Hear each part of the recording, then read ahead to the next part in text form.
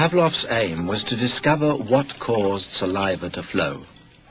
He rerouted the salivary ducts to the outside of his dog's cheek so that he could collect and measure the spittle. Perhaps, he thought, the production of saliva might be the result of a fixed nervous reflex, like a knee jerk.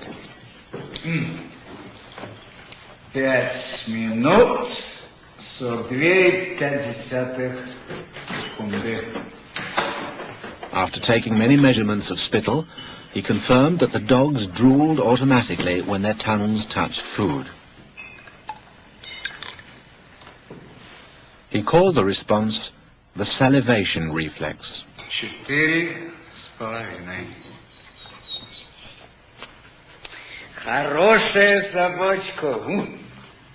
Я предлагаю поменять собаку. But his work started to run into trouble. As his dogs became familiar with the experimental routine, they started to fill their cheek tubes before Pavlov had a chance to stimulate their tongues. The dogs were learning to anticipate food. Pavlov tried a new technique. He erected screens so that the dogs couldn't see what was going on. Before passing meat through the hatch, he introduced a stimulus that was totally unrelated to feeding. A ticking metronome.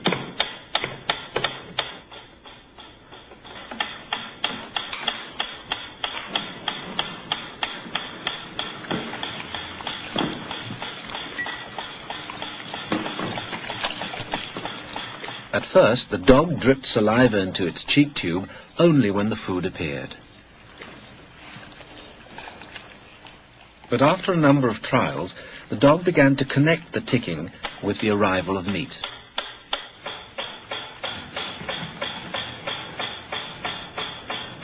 Soon the sound alone made the dog drool.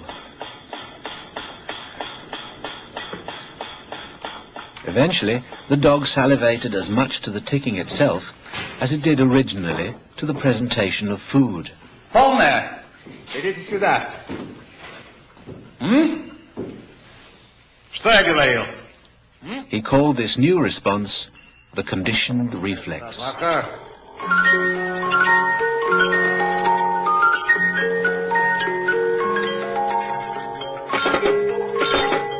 Whatever the stimulus, his dogs could soon be conditioned to produce saliva.